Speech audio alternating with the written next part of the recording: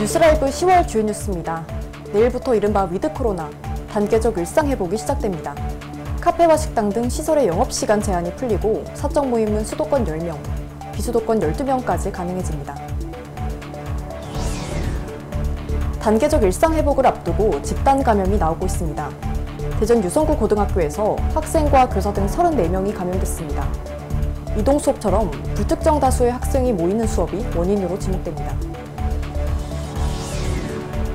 수능을 앞두고 수능 방역 대책이 발표됐습니다. 수능 2주 전부터 특별 방역 기간으로 지정해 방역을 강화하고 수능 일주일 전부터는 모든 고등학교가 원격 수업으로 전환합니다. 정치인에게 정치 뉴스에 대해 질문하는 맹신형을 국회로 코너를 선보입니다. 민주당 이상민 의원은 인터뷰에서 청소년도 정치에 관심을 갖고 참여해야 한다고 말했습니다. 뉴스라이브 시작합니다. 지난해부터 이어져 오던 사회적 거리두기, 백신 접종 완료율이 70%를 넘어가면서 정부가 단계적 일상 회복을 시행한다고 밝혔습니다. 시간 제한 및 모임 인원수 제한을 단계적으로 완화하는 겁니다. 첫 소식, GBC 이슬비 기자입니다. 정부는 내일부터 코로나19 사회적 거리두기를 단계적 일상 회복으로 개편해 완화한다고 밝혔습니다. 백신 접종 완료율이 70%를 넘어선 점, 서민 경제의 어려움과 교육 결손 심화를 이유로 들었습니다. 이제는 중증, 사망 발생 억제로 방향을 전환하고 예방접종률 제고와 미접종자, 취약계층의 전파를 차단하는 데 주력하고자 합니다. 단계적 일상 회복은 3단계를 걸쳐 시행됩니다. 내일부터 시행되는 1단계에는 사적 모임이 수도권은 10명, 비수도권은 12명까지 가능해집니다. 다만 식당과 카페에서는 미접종자는 4명까지로 제한됩니다. 식당 등 모든 시설의 시간 제한도 해제됩니다. 다만 유흥시설은 밤 12시까지로 제한되고 학원은 수험생의 안전을 고려해 수능 이후에 시간 제한이 해제됩니다. 2단계에는 대규모 행사가 허용되고 3단계에는 사적 모임 제한이 해제되는 등 6주 간격으로 사회적 거리두기 체계가 완화될 예정입니다. 한편 정부는 연말 연시 모임과 활동 증가 등으로 확진자 숫자는 늘어날 것으로 내다봤습니다. 중증 환자와 사망자 발생이 증가하는 등 의료 여력이 위험한 경우에는 단기간에 비상조치를 할 수 있다고 덧붙였습니다. 또 코로나의 위험이 공존하는 상황에서 단계적 일상 회복을 시행하는 만큼 백신 접종 등 방역 참여를 당부했습니다. 지금까지 잘 해주신 것처럼 마스크 착용, 손 씻기, 실내 환기, 아플 때 검사받기 등 개인 방역 수칙은 생활화 해주시기를 거듭 요청드립니다. GBC 이슬비입니다. 백신 패스라고도 불렸죠. 단계적 일상 회복이 시작되면서 접종을 완료하거나 PCR 음성 확인서를 제출한 후 다중이용 시설을 이용할 수 있는 방역 패스가 도입됩니다. 차별 방지의 취지로 만 18세 이하 소아청소년은 방역 패스에서 제외됩니다. 박민 기자의 보도입니다. 방역 패스란 실내 체육시설이나 노래방, 목욕탕 등을 이용할 때 백신 접종 증명서나 48시간 이내 발급된 PCR 음성 확인서를 내도록 하는 제도를 일컫습니다. 단계적 일상 회복이 시작되면서 위험도가 높은 다중이용시설에 대해 한시적으로 방역 패스를 적용합니다. 방역 패스는 안전한 일상 회복을 위한 불가피한 조치임을 양해해 주시기 바랍니다. 안전하게 일상 회복이 잘 이루어지면 이후에 해제하게 될 것입니다.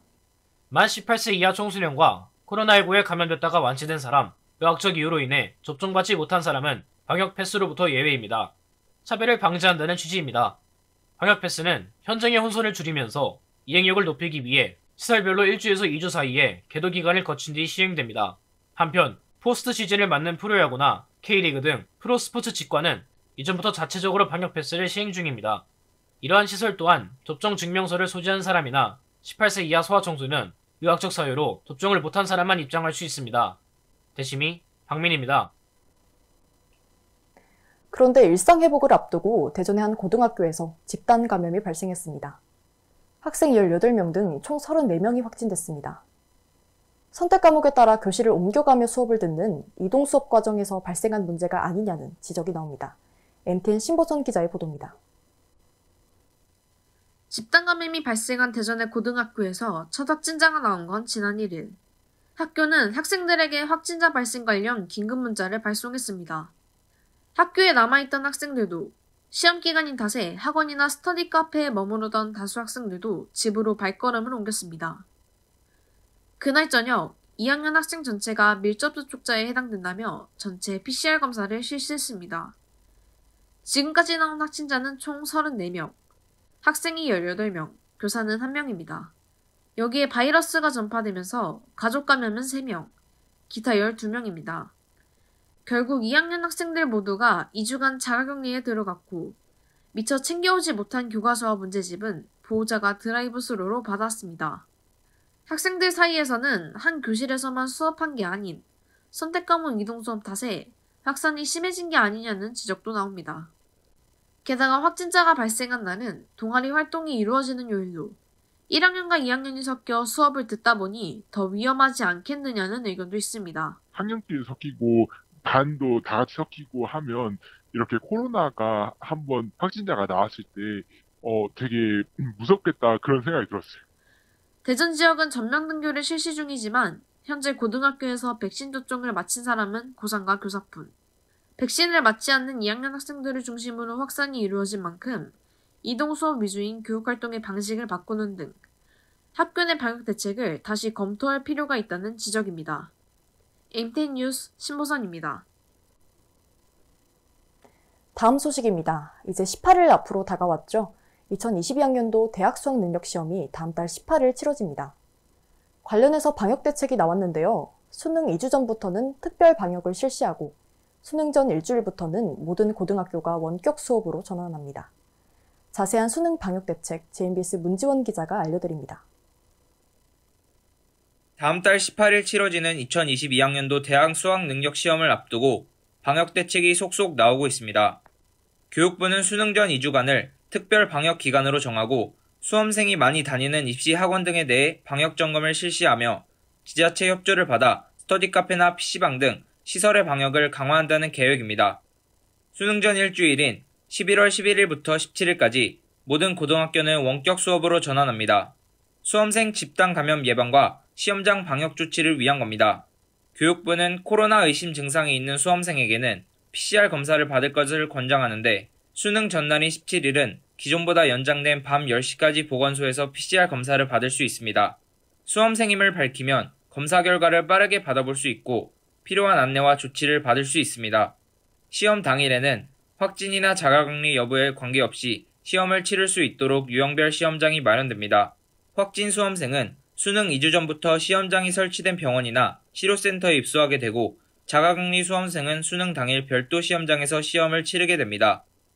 수능이 얼마 남지 않은 만큼 수험생들이 방역 대책을 잘 살피고 개인 위생을 철저히 지킬 필요가 있습니다.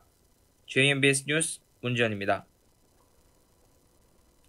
교육부는 방역 대책에 이어서 수능 부정행위 방지 대책 또한 발표했습니다. 휴대폰도 무선 이어폰도 시험 중에 소지할 수 없습니다. JMBS 김서진 기자가 알려드립니다. 지난 13일 교육부는 2022학년도 수능 부정행위 방지 대책을 발표했습니다. 수능 물품 소지 관련 규정에 따르면 시험장 반입 금지 물품에는 휴대전화와 스마트워치 등 모든 전자기기가 포함됩니다. 블루투스 이어폰이나 전자담배도 반입 금지 물품입니다. 이 밖에 디지털 카메라나 전자사전, 미디어 플레이어 등도 시험장에서 소지해서는 안 됩니다. 만약 전자기기를 소지하고 시험장에 들어간 경우 1교시 시작 전 감독관에게 반드시 제출해야 합니다. 제출하지 않고 소지하다 적발된 경우 부정행위로 간주됩니다. 다만 전자기기가 의료상 필요한 경우 감독관 확인을 거쳐 소지할 수 있습니다. 연습장, 개인 샤프, 볼펜 등 개인 필기구는 쉬는 시간에 소지할 수 있지만 시험 중에는 소지할 수 없습니다. 검은색 컴퓨터용 사인펜과 검은색 0.5mm 샤프심, 수능 당일에 지급되는 수능 샤프만 시험 중에 소지할 수 있습니다. 남의 답안지를 훔쳐보는 행위, 이른바 커닝을 막기 위해 수험생 간 간격이 조정되고 국어와 수학, 영어와 한국사 과목의 시험지는 문항의 순서가 다른 홀수 짝수형으로 나누어 배부됩니다. 대리시험을 방지하기 위해 매 교시마다 응시자와 응시 원서 및 수험표를 대조해 확인하고 1교시와 3교시 시험 전에는 본인 확인 시간을 별도로 가집니다. 전자기기 소지 등 부정행위 적발 시 그 해 시험이 무효로 처리되고 커닝이나 대리시험 등 부정행위의 경우 다음 해 시험 응시 자격까지 박탈됩니다. JMBS 뉴스 김서진입니다.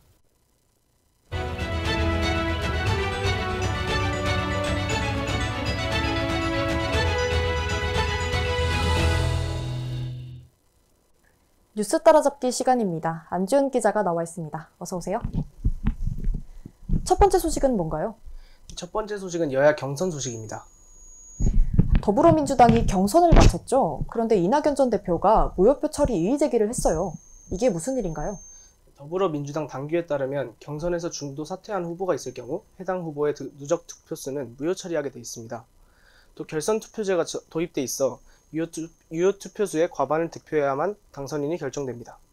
이에 따라 정세균, 김두관 후보가 사퇴하기 전 득표했던 표들이 모두 무효표 처리되어 이재명 후보가 당선 요건인 과반을 살짝 넘겼고 이낙연 캠프 측에서 이에 반발을 하면서 논란이 발생했습니다.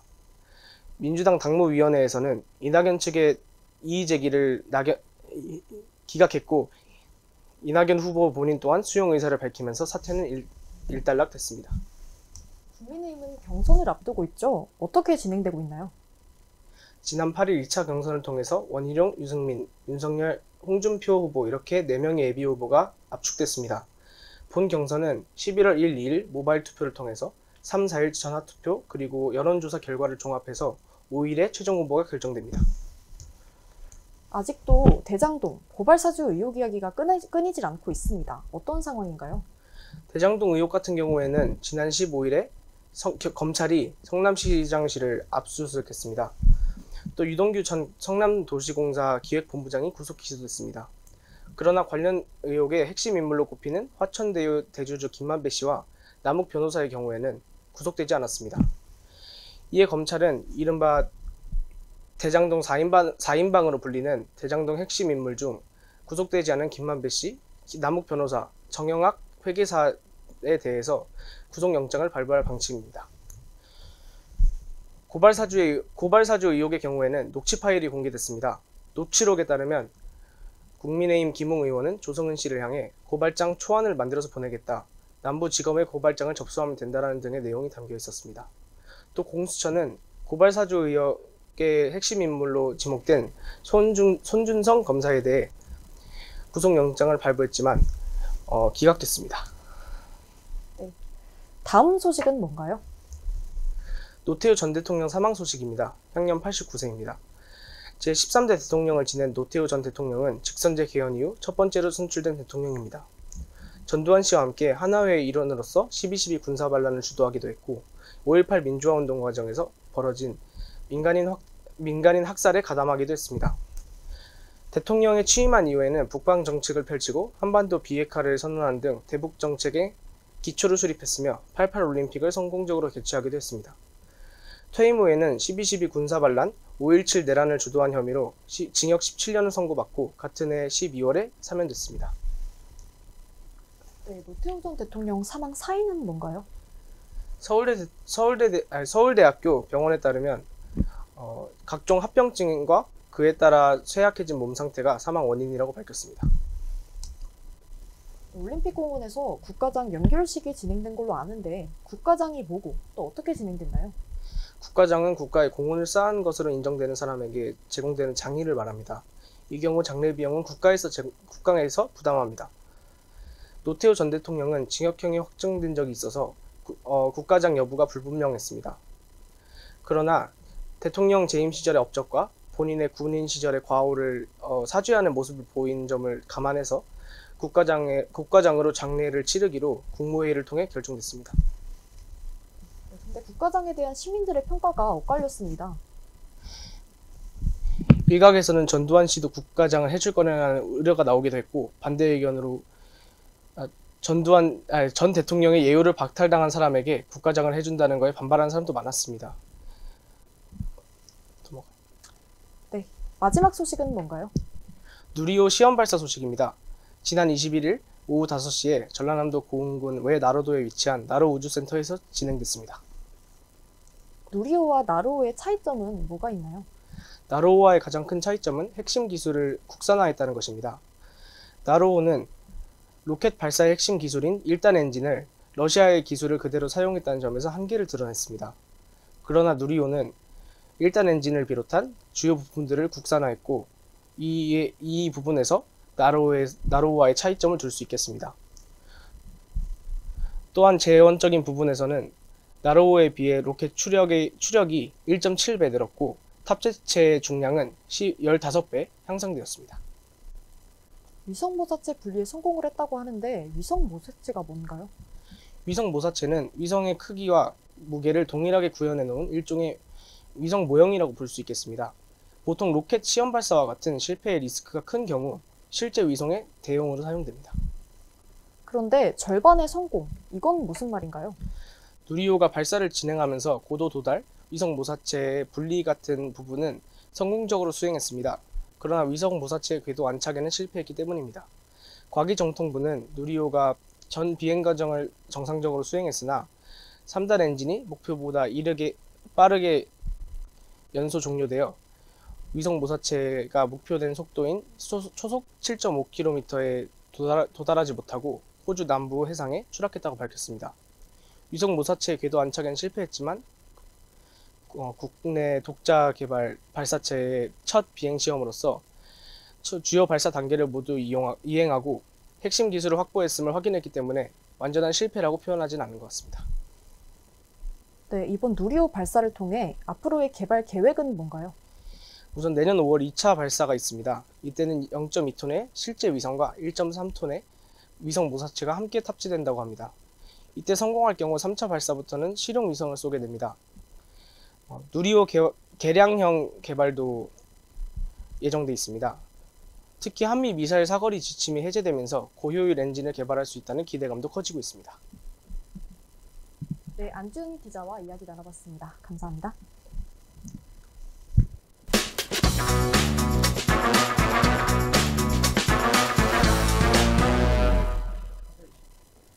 야심차게 준비한 새 코너입니다. 맹신형을 국회로.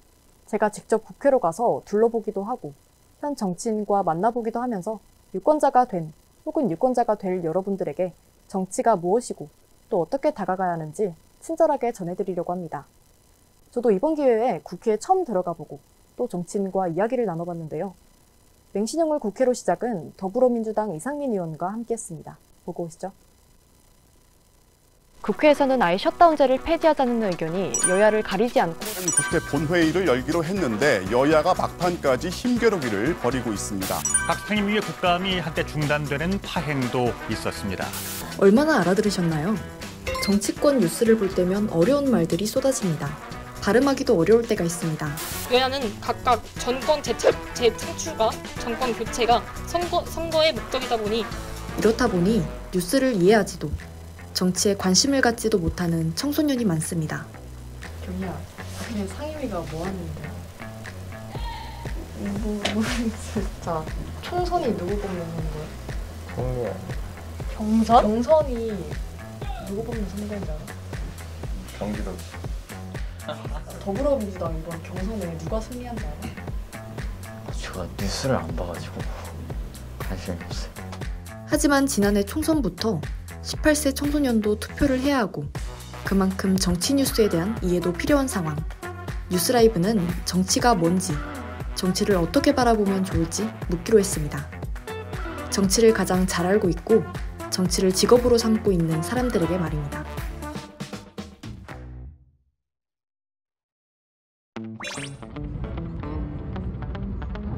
네, 저는 지금 경부고속도로에 있습니다. 국회로 가고 있는데요. 약 50km 정도가 남아 있습니다. 대전에서 차로 3시간 정도를 달려 여의도로 향합니다. 뉴스에서 보던 의사당 건물이 눈앞에 보이기 시작합니다. 네, 저희는 지금 국회에 도착을 해서 이제 들어가려고 합니다. 의원회 가는데요. 네네. 신분을 밝히고 국회에 입성했습니다. 정치인을 만나 질문을 던지기 전에 국회를 좀 둘러봅니다.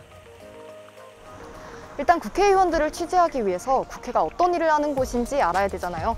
그래서 제가 조금 공부를 해봤습니다. 삼권 분립, 권력을 입법, 사법, 행정으로 나눈 건데요. 국회는 이 중에서 입법에 해당됩니다. 즉 법률을 만드는 역할을 합니다. 쉽게 말해서 우리가 살아가면서 마주치는 모든 법들은 이곳에서 만들어진다고 할 수 있습니다. 그리고 선거를 통해 뽑혀 법을 만드는 국회의원들은 국회의사당 바로 옆에 있는 의원회관에 사무실을 두고 있습니다. 저희 지금 한 3시간 걸려서 왔고 저희는 지금 의원회관에 도착을 했어요. 체온 재고 들어왔고요. 이제 이거 방문 신청서를 의원실 방문 접수하는 데다가 내보려고 합니다.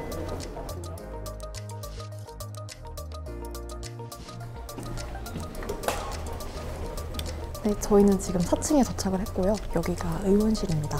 저희도 이상민 의원실로 한번 가보도록 하겠습니다. 참 오래 걸려서 오늘 만날 정치인의 방에 도착했습니다. 안녕하세요. 우리 학생이시구나. 아이고, 자 우리 이름이 어떻게 되세요? 신윤호 강사라고. 네. 아이고, 감사합니다. 네, 신윤호 어디 학교 학생이지? 저 구봉고등학교 학생입니다. 구봉고등학교 몇 학년? 2학년입니다. 2학년. 네. 내 막내딸도 지금 고등학교 1학년인데. 네. 처음 해보는 정치인 인터뷰라 약간 긴장되지만 일단 질문을 시작해봅니다. 최근에 국감 때문에 바쁘셨을 텐데 인터뷰 시간 내주셔서 정말 네, 감사합니다. 반갑습니다. 우선 저는 대전 시청자 미디어 센터에서 청소년 뉴스 라이브 앵커를 맡고 있는 맹신영이라고 합니다. 예, 영광입니다. 네, 저도 영광입니다.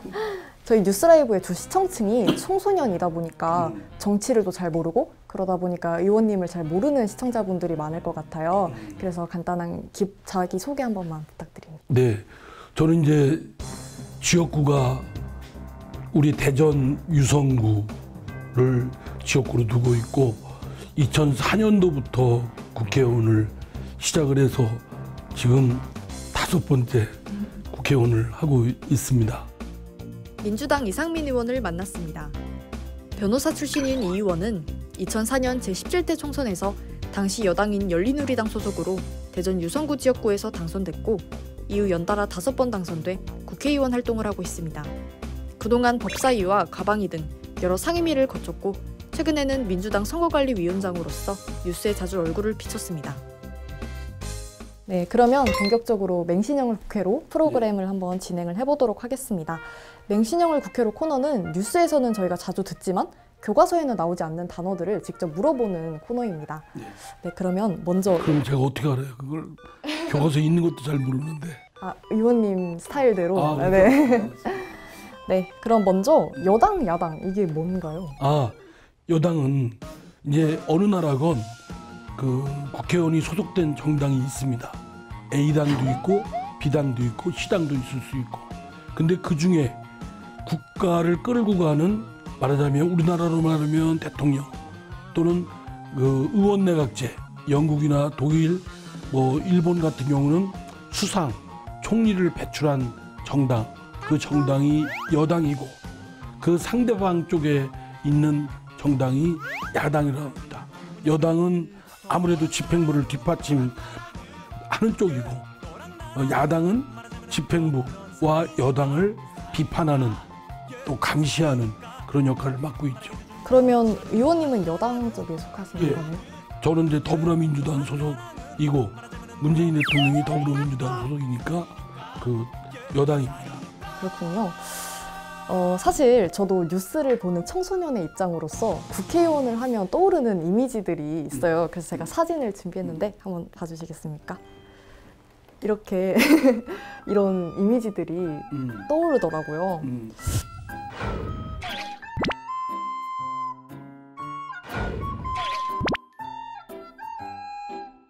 많이 이제 탐욕적이고 부패 온상이고 또는 싸움만 하고 그렇게 비춰진다는 거 저도 잘 알고 있습니다.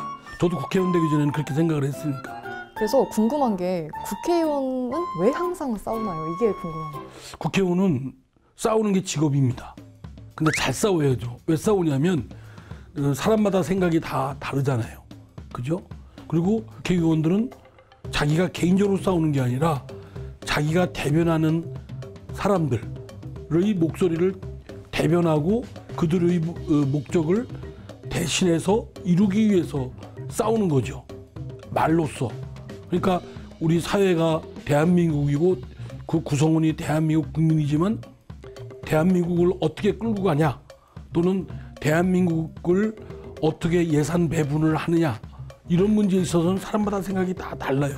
또 다른 사람들끼리 생각이 대변하는 국회의원들이 말을 하다 보니까 말씨름 안 할 수가 없죠.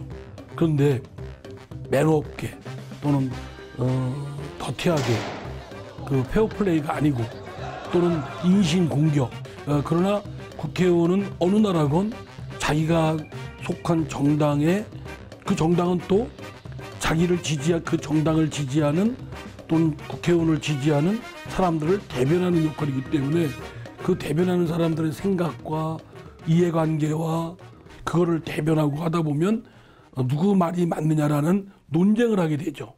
예를 들어서 지금 코로나 때문에 많이 힘들지 않습니까?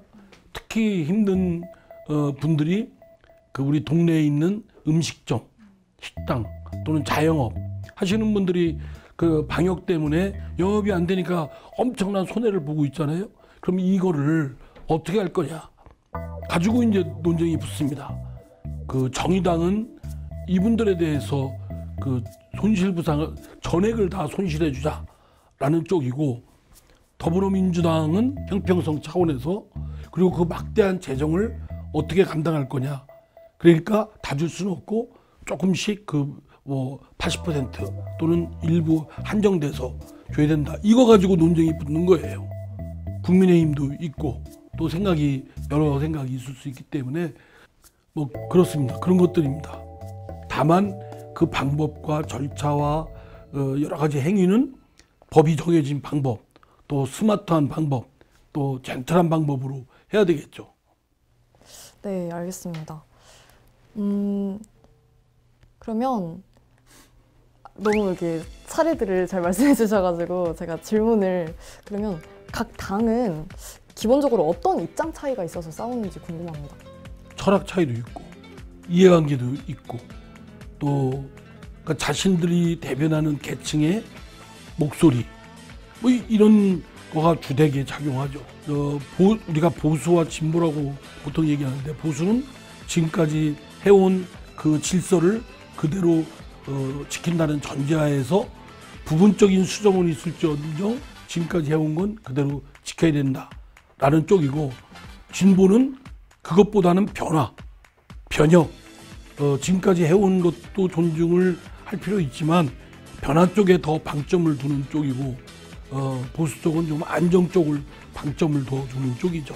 그러나 그렇다고 해서 진보가 이 안정을 완전 무시하는 것도 아니고 또 그 보수가 변화를 또 배격하고 그러는 건 아니에요. 그렇기 때문에 양쪽은 공통점이 있죠. 네. 근데 제가 최근에 뉴스를 한번 봤는데 같은 당 안에서도 갈등이 일어나는 경우가 있더라고요. 당연히 다르죠. 저도 더불어민주당에서 네. 2차 폭탄도 받고 그러니까. 그 최근에 이재명 후보하고 이낙연 전 대표가 약간 집안 싸움이라고 하는 그런 상황이 있었잖아요.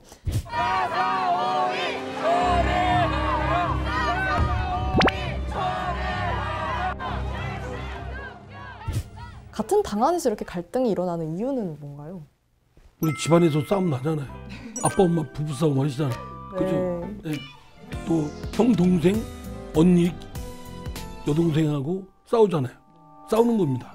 이번에 이제 이재명 후보와 이낙연 후보는 우리 당의 대통령 후보를 뽑는 경쟁의 두 아주 라이벌이었어요. 그렇기 때문에 기분이 좋겠어요? 그분들을 도와주고 지지한 분들이 볼 때는 왜냐면 토론할 때마다 자기를 공격하고 뭐 대장동 의혹이 어떻고 당신은 총리 때 뭐했냐 막 공격하고 그건 늘 있는 일이고 그러다가 또 시간이 지나고 그놈의 정 때문에 그렇게 하다 보면 또 흐물흐물 아이스크림 여름날 녹듯이 녹아지고 그런 거죠.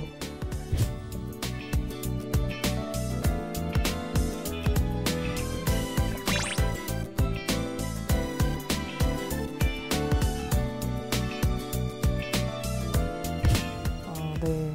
그러면 마무리 지으면서 추가 질문을 드리고 싶어요. 청소년이 정치를 바라봄에 있어서 중요하게 생각해야 하는 것은 어떤 걸까요? 지금까지 이제 정치에 대해서 이렇게 좀 부정적인 것들에 대해서만 좀 질문하시고 그랬는데 사실은 정치는 매우 중요합니다. 그렇기 때문에 거기 정치를 하는 사람들이 기대만큼 못해서 그 사람들이 비판은 할 수 있어도 난 정치에 관심 없어, 무관심, 외면, 이거는 결국은 자기한테 피해가 옵니다. 그리고 악화가 양화를 구축한다고 그럼 나쁜 맘 먹은 사람, 자격이 안 되는 사람들이 정치를 하게 되면 결국은 피해는 고스란히 정부한테 오는 거거든요. 유권자가 투표하는 것도 정치고 그럼 잘해야 되죠, 그죠?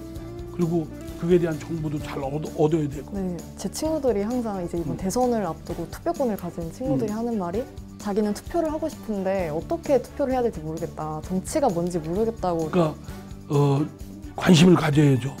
관심 갖지 않고 그냥 쭉 여러 사람 중에서 우리가 아직 고등학생이시니까 미팅 안 해보셨네? 네, 해보셨나요? 안 해봤어요. 친구들 해본 친구들이 있죠? 잘 모르겠어요. 해본 친구들 있겠지. 근데 하여간 저희 이렇게 미팅할 때 파트너에 대해서 내가 평소에 어떤 나는 이런 이성하고 사귀고 싶다 이런 생각이 평소에 좀 있으면 딱 눈에 띄는 사람이 있는데 그런 거 없고 나는 뭐 이성에 관심도 없고 그러면 가서 밋밋하잖아요. 감정도 없고 감흥도 안 생기고 별로 누가 눈에 딱 들어오는 사람도 없고 그와 똑같아요. 그러니까 자기 눈에 딱 들어오게 하려면 평소에 자기가 좀 이렇게 공부도 하고 각 후보들에 대해서 어떤 사람들인가라는 정보도 입수하고 한쪽만이 아니라 다른 쪽의 시각도 뉴스도 보고 그죠? 네. 네, 그러면 여기서 마무리를 지어보도록 하겠습니다. 오늘 좋은 말씀 함께 해주셔서 정말 감사드립니다. 감사합니다. 예. 이상민 의원과 이야기 나눠봤습니다. 저희가 낮에 도착을 했는데 어느덧 저녁이 되었네요. 아까 얘기한 것처럼 정치에 대한 많은 관심과 참여를 통해 우리나라 민주주의가 제대로 작동할 수 있을 겁니다. 오늘도 많은 이야기를 들었지만 현직 정치인에게 더 질문하고 싶은 게 있다면 카카오톡 청소년 뉴스 라이브로 보내주세요. 저희가 다음에 만날 정치인에게 대신 질문 전해드리도록 하겠습니다. 지금까지 여의도에서 맹신영입니다.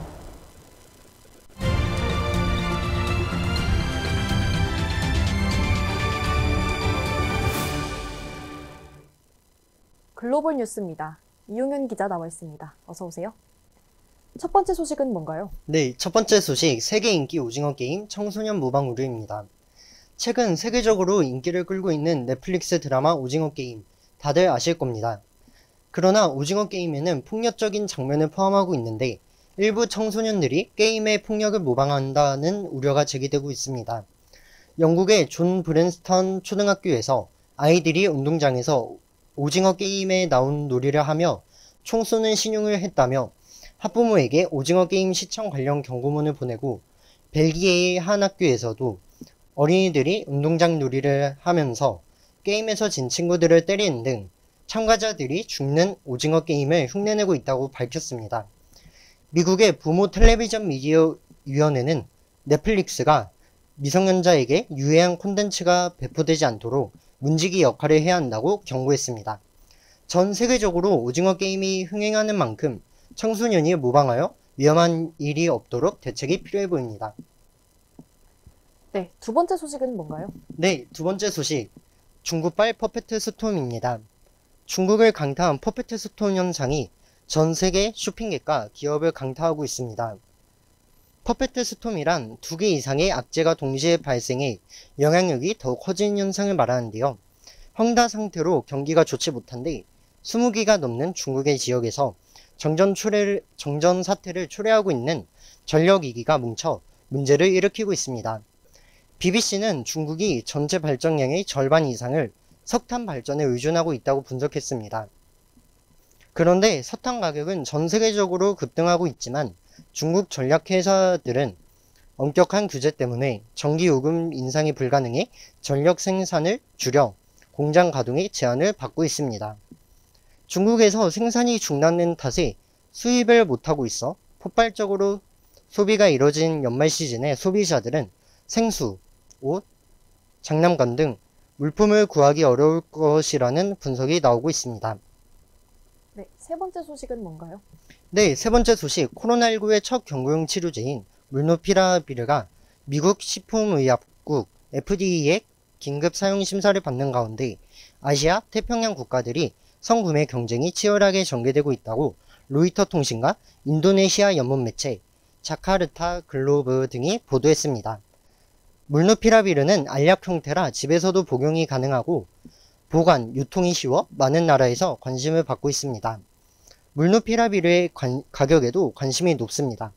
물누피라비르 한 세트는 200mg 캡슐 4정을 하루에 2번, 5일 동안 총 40알 복용하는 방식으로 구성되는데 한 세트에 82만원이라는 높은 가격에 저개발국이 보급해서 소외될 수 있다는 지적이 나왔습니다.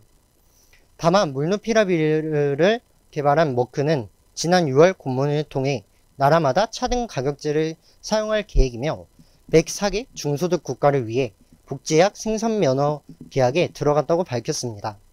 영국의 과학 분석 업체 에이피니트에 따르면 현재 한국, 호주, 뉴질랜드 등 10개 국가가 머크와 물누피라비르 구매 계약을 체결하거나 계약을 위한 협상을 진행하고 있다고 전했습니다. 네, 이윤현 기자와 이야기 나눠봤습니다. 감사합니다. 수능이 얼마 남지 않았는데요. 고3 학생 여러분, 너의 운명의 별은 너의 가슴 속에 있다라는 말이 있죠. 학생 여러분들이 잡고자 하는 별을 따낼 수 있도록 저희 뉴스라이브가 응원합니다. 수능 당일 새벽에 특보가 있을 예정입니다. 수능 시험장에 직접 나가 현장을 취재하고 수능과 관련해 아셔야 하는 내용들 전해드리겠습니다. 지금까지 맹신영이었습니다. 시청해주신 여러분 고맙습니다.